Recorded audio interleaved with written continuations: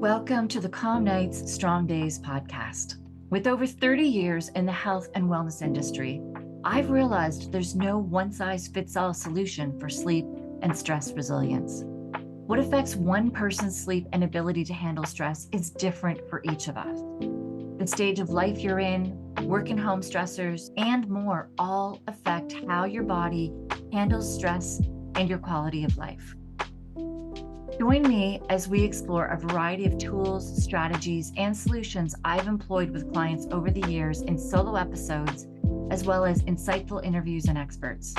Together, we'll unravel more pieces of the puzzle, empowering you on your journey to calm nights and strong days. So let's dive into today's episode. Welcome to the Calm Nights, Strong Days podcast. I am your host, Andy Clark. I am super excited to have you here today. Last episode, as I was going through, I realized that I was helping you understand so many of the hidden steps or hidden stressors that can have cause our kids to have really big emotions. And I realized as I was doing that I missed a huge step, which was the co-regulation. And I knew that I needed to fix that. So that's what we're going to do today, is dive into co-regulation, because that is,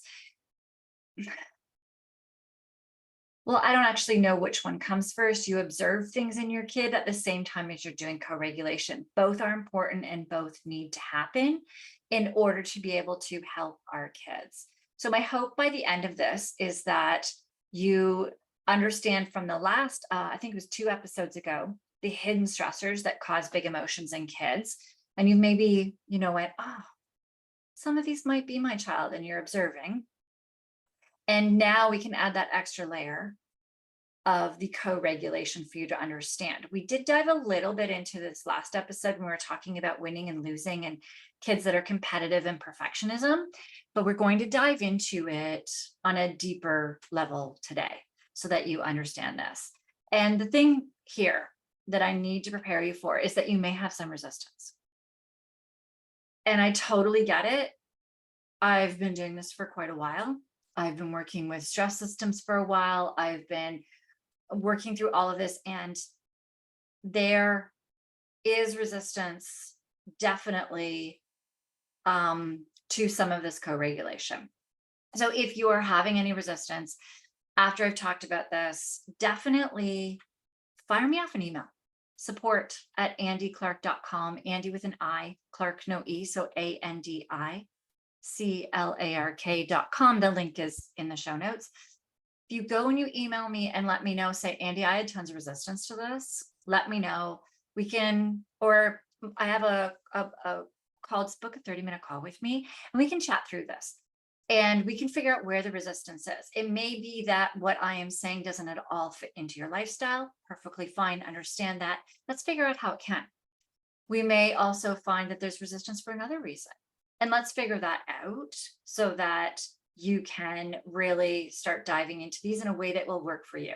One size definitely doesn't fit all. So everything that I am saying today, I can't cover every single aspect of everybody's life. So we'll do the best that we can. All right. Let's dive into this because this is so important. So first off, co-regulation. What the heck is co-regulation? So I went online and I searched some really good definitions, and the best one I found was from healthharvard.edu. And this is their definition: is at its heart, co-regulation is connecting with a child who is in distress and being able to evaluate what that child needs in the moment to help them calm themselves. So co-regulation is the part where they're actually, preschoolers are melting down, where these teens are slamming doors, where they're actually in the middle of this outburst. So that's what we're talking about. What we talked about in the other one of hidden stressors is where we start trying to help them outside of these big emotions, outside of the anxiety, outside of the depression, outside of the anger, outside of the frustration, outside of the us outbursts. So what we're talking with co-regulation is how you manage it during that situation. So that's when parents are facing two difficult decisions or two difficult tasks. They first have to keep themselves composed, and they have to support their kids' ability to self soothe while they're building the skills to handle future challenges. So this is really tough because you're in the moment. We need to calm this child, and we also need to give them the skills in order to be able to learn how to eventually manage these outbursts and the root cause and figuring all this on their own while we're also remaining calm. So this tricky part of this co-regulation is that as adults, we have to recognize how we're feeling. And this is what I said is where some of you may have resistance, because quite often all we think about is our kids. So we need to think about how we're feeling and be able to regulate our emotions in these difficult moments so that we can actually help our children to gain the same skills. So this is what Marchette says. This is like actually a quote from them. And I'll read it exactly as it's quoted. I've been paraphrasing, but he said that it's so important for kids to develop healthy relationships over time and affect how people do. It affects how they do in their schoolwork and in their work life and in their life in general. And they need to learn it from us. So exactly what he says is the tricky part of co-regulation is that adults have to recognize how they're feeling and be able to regulate their own emotions in difficult moments so that they can help their children to gain some skills.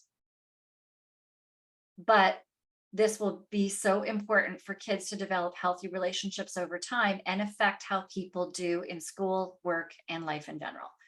A parenting tool that requires patience and practice. So that's it. Like you may have some resistance because you're like, oh, I'm already working on my kid. I'm already working on them. I don't have time. Like I'll focus on myself once my kid is okay. And this is, I mean, shoot, we do this all the time as parents, right? And that's the thing about talking about putting your oxygen mask on first or your life jacket on first. If you like have a boating accident, and let's just say you didn't have your life jackets on and the boating accident, the boat flips over, you need to get your life jacket on first because they can pull you down, right?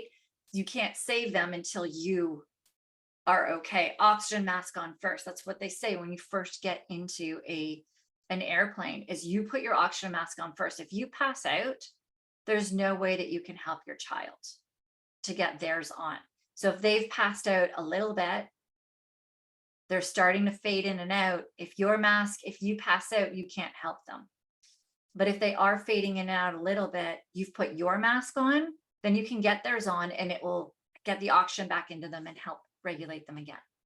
So it's so, so, so important to super important to make sure that you are really putting your oxygen mask on first, that you're really diving into this co-regulation, that you are making sure that you are as calm and as regulated as possible.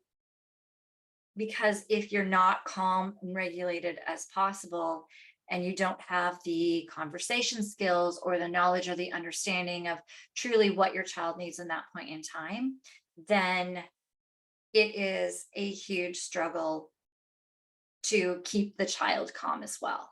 I mean, you see this out in the public too. When somebody is getting crazy stressed, they stress everybody else out around them. And if we can't bring ourselves back to calm, then our kids can't get themselves back to calm. And so another analogy on this too is like sharpening your axe before chopping wood. If you have a dull axe and you're trying to chop wood, it is going to be harder and take you a heck of a lot longer to chop that wood than if you sharpen your axe and you sharpen your axe and then you chop the wood, which actually, as I'm saying this, reminds me of actually this full-on story or analogy where you have a competition and the one guy decides, I'm going to go full tilt with this axe chopping and I am going to chop and chop and chop and chop and just get as much done so I can go faster and the most. And he noticed the other, his opponent, wasn't actually starting right away. They took a 10-minute break. And every half hour, every 45 minutes, his opponent kept taking a 10-minute break. And the other guy was like, oh, I'm way ahead. There's no way. He keeps taking these 10-minute breaks. And at the end, realized he'd lost. And he went and asked his opponent, sorry, I don't even know the word for an axe component, axe chopper, wood chopper, asked him how he won when he took so many breaks. He goes, I wasn't taking breaks to relax and rest my muscles. He says, I was taking breaks to sharpen my axe so that I could chop more efficiently and more effectively. And so that in itself describes co-regulation, right? It really helps you to be able to make sure that you are the axe and you are strong, so you can chop the wood, help your child with their big emotions and what's really going on with them as efficiently and effectively as possible. I've also been in this world of stress systems for so long and working with first responders.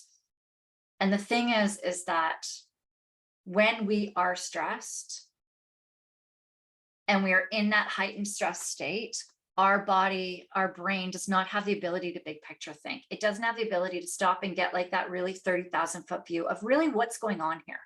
What is happening here? And that's something I spoke about in the IFS series that I did in the 40s of this podcast episode. And in that IFS series, I did speak about once about parts. And when a part is acting up in anybody, in us, in our kids, it is a protection. It may seem like a negative, it may seem like this big emotion, but it is actually the body's way of protecting from something. So one of the examples that I gave was that my son loves Thursday night Pokemon with his friends. He loves hanging out with his friends. Thursday night Pokemon is our casual Pokemon down the street. And it's just fun. And it's really his social with his friends, and he really enjoys it. There was this one day where he was struggling to go, and he always struggles to pack his bag. That's part of an executive functioning thing, of which I'll be diving into.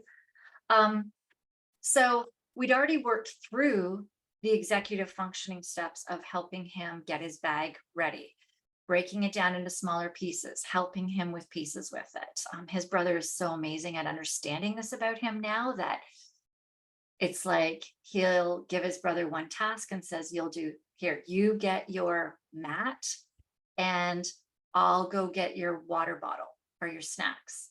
And when you're done, come to me and we'll work on the next thing. And if he sees his brother struggling too much, then they work on it together. So getting his bag packed to go, even though he does it every single week and it's the same thing every week, it's executive functioning. And he's been getting better and better as we've been working through those steps, which I will, that actually is a book called the Co-Regulation Handbook. Highly recommended. It's the one that I recommended for the chapter in winning and losing and competitiveness. But reading that has been a huge game changer in helping us understand how to break things down in steps in a way that works for his brain in order to start teaching him the steps without overwhelm so he can actually gain the skills. So this is a thing, right? I went off on a tangent. Sorry. I'm actually starting an executive functioning course next week, and I'm so friggin' excited to be diving into that even deeper. But basically with this is when our kid is having this big emotion, this anxiety, this outburst, it's because something's happening. And if we are in this stress state, we can't see it. So when my son, his bag was packed, he was ready to go, but he was still really struggling. He was having outbursts and he was getting upset, but he wanted to go. And so I instantly said to him, you don't have to go if you don't want to. And he's like, I want to go. And I'm like, okay. So I'm like, well, then let's get our bags and let's get ready. And he's like, but blah, blah, blah. And it was just this whole outburst. And so I actually stopped because I was co-regulation. I'm like, okay, I don't need to start yelling at him. He's already struggling on his own. This is something he loves to do. Something's going on. So I stopped him and said, hey, let's just chat for a sec. I made sure that I breathed before, I made sure I was calm, made sure that my heart rate was down. And I was like, let's chat about this for a sec. I'm like, so you don't want to stay home? He's like, no. And he's upset when he's telling me, and I'm not getting mad at him for like, he's like, no, I want to go. I'm like, okay.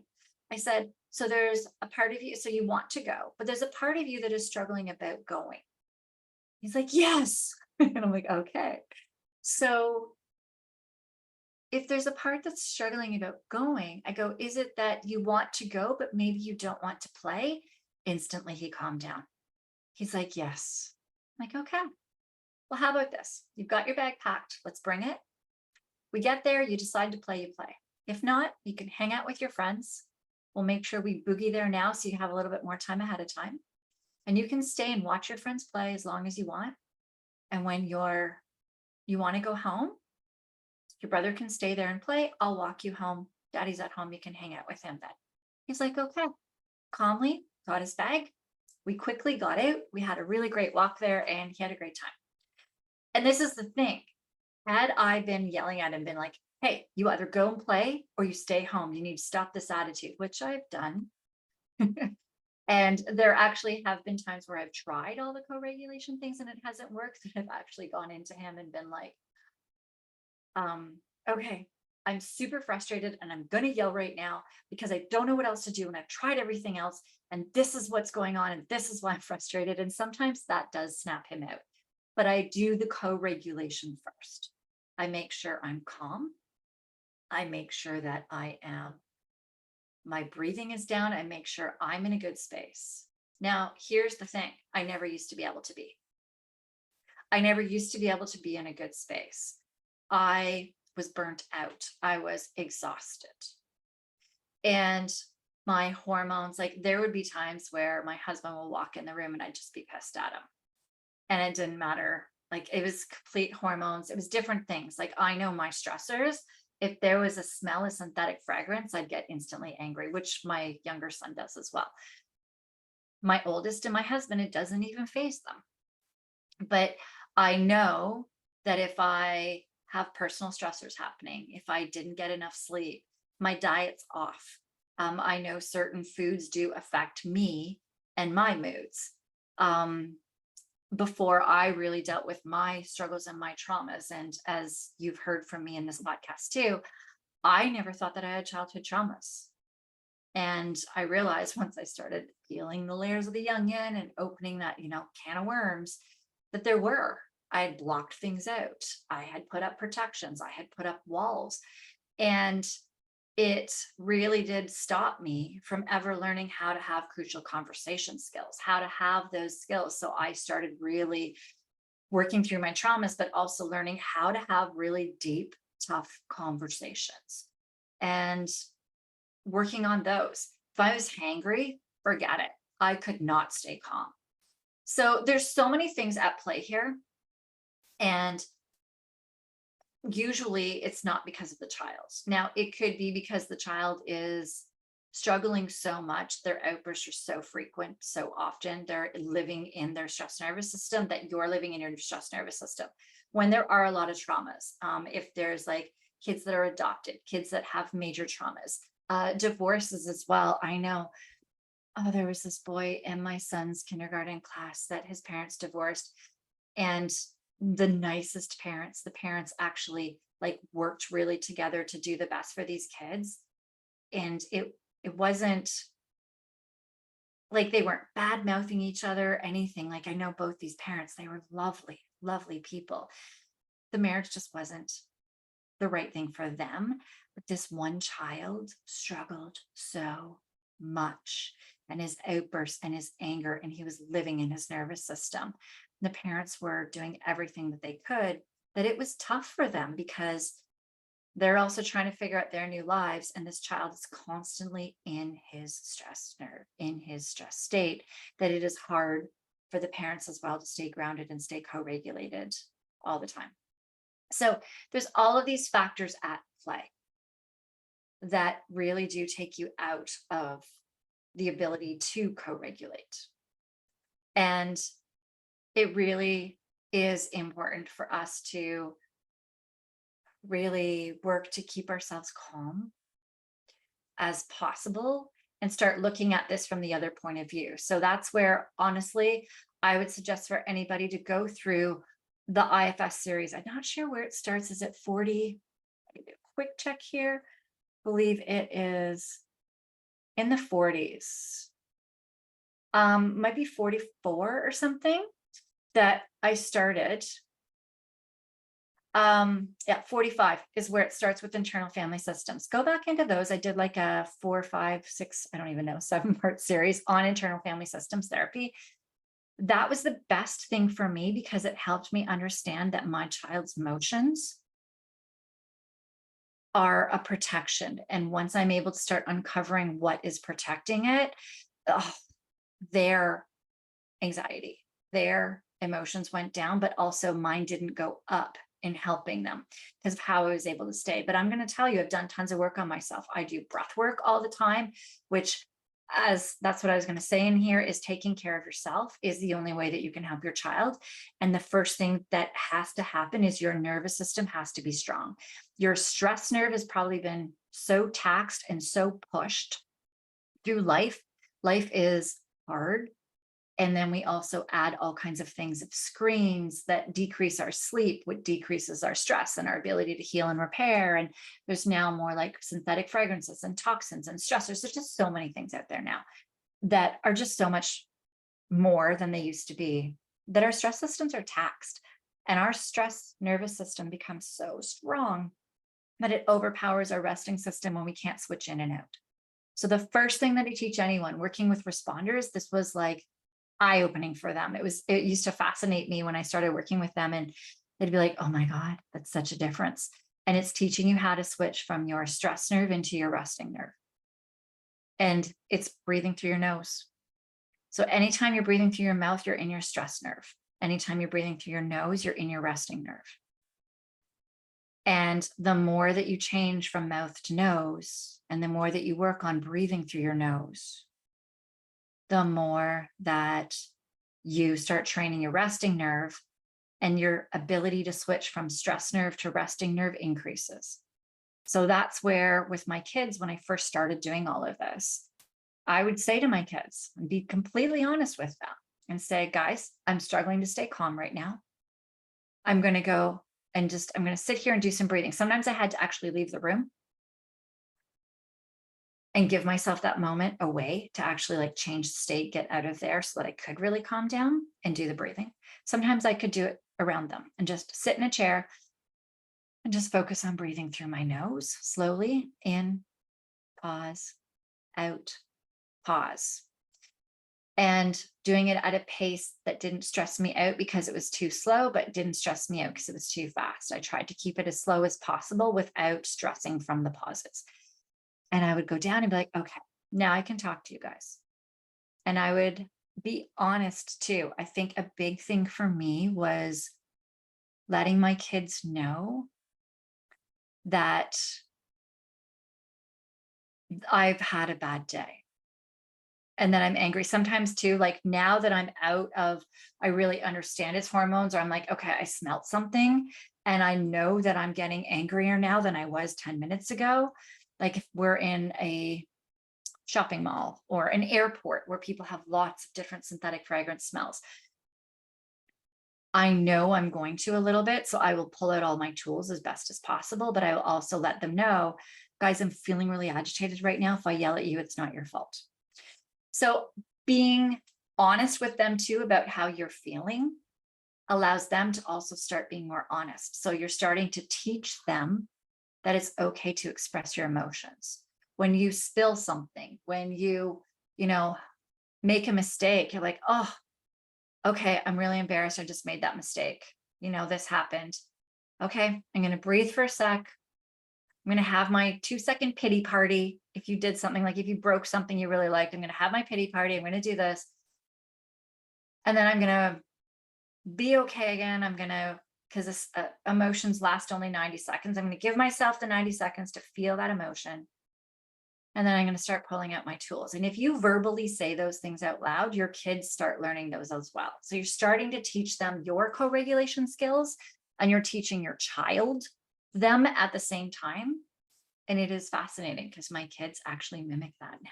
And it's so cool to watch them express the emotion that they're feeling from something without guilt or shame. I'm really angry right now. I'm really frustrated right now. Oh man, I feel like my pride just got really hit and I'm embarrassed right now. Starting to speak these more in your house makes it okay for your child to express those. And sometimes just the ability to be okay decreases the emotions. So, yeah, letting your kids know it's really not a quick and easy path to be helping at all. It really isn't. It takes time, patience, and support. Like, shoot, I have been in the health and wellness field for 30 years. I worked, so my big burnout crash, I mean, was in my early 20s. And then it was only in my late 30s when I was pregnant with my second child that I had a second burnout crash. He was born in burnout, working through stuff with him. So my late 30s, so we're like 10, 12 years ago, is when I really started diving into more of these, like, breathing and into gut health, into learning all of the different stressors, into really working on my hormones. And then in 2018, 6 years ago, is when I started working with responders and started learning how to get into health systems, like into stress systems at a whole other level, and practice what I preach. So I had to follow, like, I didn't have to, I chose to keep working on all of these things. And it was only through working with them that I was like, I can't set an example of getting them to go to therapy for their traumas unless I do. And I really thought I was just going to therapy just to learn what it was like and how it felt. I didn't realize I had deep traumas until I started working through it. And that was a whole other level of working through things, working through my crap. But I'm going to tell you that as I'm constantly working through my crap, working through my thing, learning about stress systems, building in all of these tools, I am calmer. I have better social skills. I have better communication skills. I can get into this co-regulation so faster. I'm usually in it the majority of the time now. There are definitely days where I am struggling. There are definitely days where I even know that I'm going to be doing something because I'm going out and having fun with people and doing things. And I know I'm going to eat or drink something that is definitely going to affect me the next day. I know all of this and I do it to myself willingly. The thing is, though, is that this takes time. So wherever you are at right now and how you have worked on yourself, if you have never worked on breathing, that is where I would start. It's truly where I would start. And that's where you take the nose. If you're breathing through your mouth, switch to your nose. Start that first. Before you go to sleep, breathe through your nose. When you wake up, breathe through your nose. Throughout the day, focus on breathing through your nose, not just when you're stressed, but other times of the day. Think of these like gym reps to be working that stress system. Okay. And if you are already into deep, practices of breathing, I highly recommend as well for all of you to go and read the Co-Regulation Handbook by Linda K. Murphy. I will put that in the show notes, writing that down. K. Murphy, Co-Regulation Handbook. And she also has another one that is the Declarative Language Handbook. Declarative Language Handbook. These are like quick books. On audios, they're like 2.5 hours. So the declarative language is actually how to word things to decrease your child's outbursts and for executive functioning in order to be able to help them to do things that they're struggling with. So these are two amazing books. So the breathing in these two books will be like phenomenal. You're learning all kinds of other tools. If you want deeper tools, so earlier in this podcast, I was trying to figure out, in going from responders to going to helping everybody, where my place was. So you are going to, if you go back in this podcast, you'll see that journey. You'll go through all of the burnout expert stuff at the start, and then you'll go through health KPI. All of them go through so many different ways that you can dive into stressors. The IFS section, as I have mentioned as well, that is another section for you guys to go into. Definitely go back and listen to any of those episodes, and they will all help to give you the tools and skills in order to help stay in co-regulation with your child. All right. That is such an important message, and I'm so grateful that you stayed till the end to listen to this. I'm grateful to all of you here, and I am trying to put out content that helps you in your needs. So if there is anything that you need, definitely my email's in the show notes. Also, I have a 30-minute call in the show notes. Just book it with me. I'm really trying to learn what it is. I'm learning more about your kids, who you are. And I have now the Facebook group, the link as well is in the show notes, where it's with other families of kids with big emotions. So join that group. You're not going to feel alone. It's where we can all talk and get to know one another as well, and really support one another on this journey of helping kids with big emotions. So join that group. I'll be sharing my expertise in there. Book a call if you want more, and just know I'm here for you. Wherever you are in this journey, I am here for you. If you have questions, if there's things I'm not covering, email me, let me know, and I will support you as best as I can. All right, that's it for today. I will see you in the next episode. Wait, before you go, if you found this podcast valuable, please consider liking and subscribing. Your support helps others discover these insights too. And if you're ready to transform your sleep and stress management and would like to see if we are a good fit with one another, let's chat. The link to my calendar is in the show notes below. Let's connect and start your journey to calm nights and strong days now. Until next time, sleep peacefully and stay resilient.